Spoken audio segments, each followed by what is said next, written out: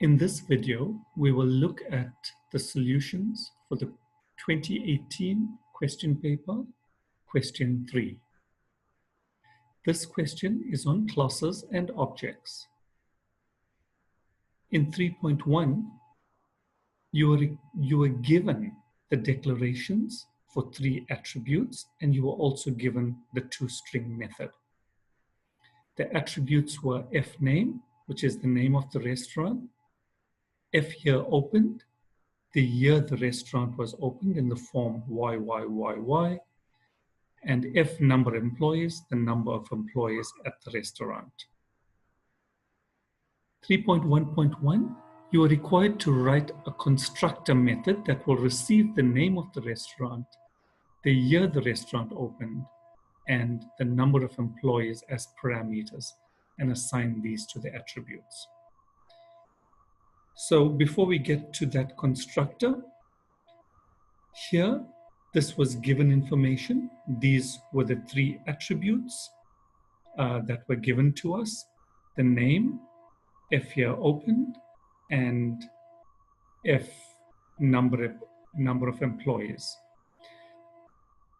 You are now required to write the constructor. So this is constructor create. It required you to receive 3 parameters. The first parameter was the name. The second was the year that it was opened. And the third was the number of employees. The name and the year it was opened was of type string, and the number of employees was declared of type integer. These parameters are values we're bringing in, and those will be assigned to the attributes. So if we look at the implementation, this is the implementation where we bring in the 3 parameters, sname, syear open, and employees, and we assign them to our attribute. Recall that when we name our attributes, we usually start them with an F, which is just a nice convention to use. So these were our 3 attributes: fname, fyear open, and F number of employees. Let's look at 3.2. Let's look at 3.1.2. Write code for a method called get number of employees that will return. Remember, the key word here, return, means it is a function, and it needs to return the number of employees. So we write a function, get number of employees. We simply take the number of employees, which is your attribute, and assign it to a result. Result is a reserve, and it returns the value that you give it. So in this case, we are returning F number of employees. 3.1.3, write code for a method called increase number of employees to receive. When you see the word receive, it means it's a parameter. We need to bring in a value. So that's a keyword. Receive means to bring in a value. Receive an integer value as a parameter. The number of employees must be increased by the value received by the parameter. So nowhere here do they say anything about a value being returned. So that would suggest to us that we don't write a function, we will write a procedure to solve this. The name is increase number employees. Here we've got procedure, increase number of employees, and we are told to receive. So we receive using a parameter that's to receive as an integer the value for the number of employees.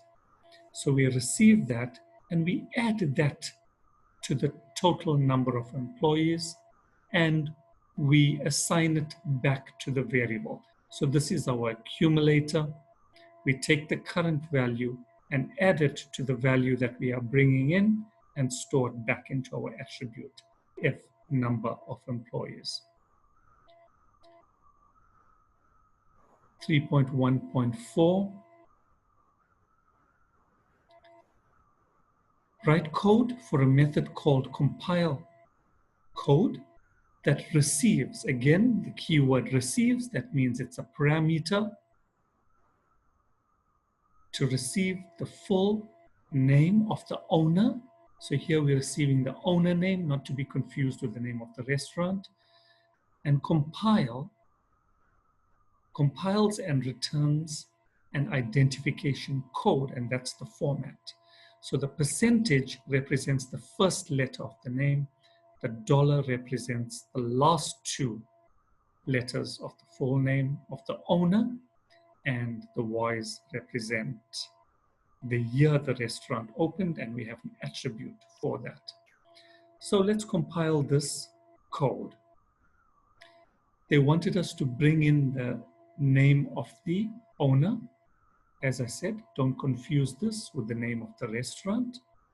That would be of type string.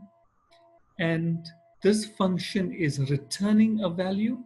Therefore, we are writing the function, writing this as a function. And because it's a code, we are returning this as a string. We need to get the first letter of the name of the restaurant. Name of the restaurant, that's our attribute, right? So that's the attribute. So remember, our attributes start with an F. So F name, treat it like an array and get the first value, which is square bracket 1. So I've got the first value and I'm storing that in a variable called S first. The second thing I need to get are the last two letters in the full name of the owner. That's for the owner. Remember the owner, that was the parameter. So we need to work with that. So in order to get the last two letters, we first need the length. We need the length. So if the name of the owner was Winnie, these are the positions. So to get the last character in a particular name, you get the length. So the length is 6. So if I go to position 6, that will give me the last. And then if I want to get the second last, I would go one less than that. So because I want more than one character, I'm going to use the copy string. I'm copying from name up to len minus 1.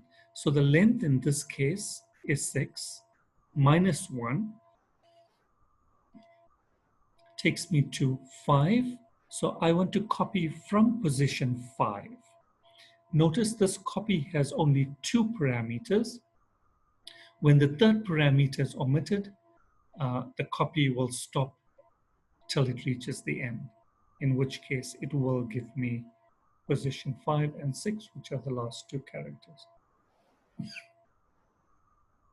The code is put together by getting the first, by getting the last 2, and then this is the attribute that has the year in which it was opened.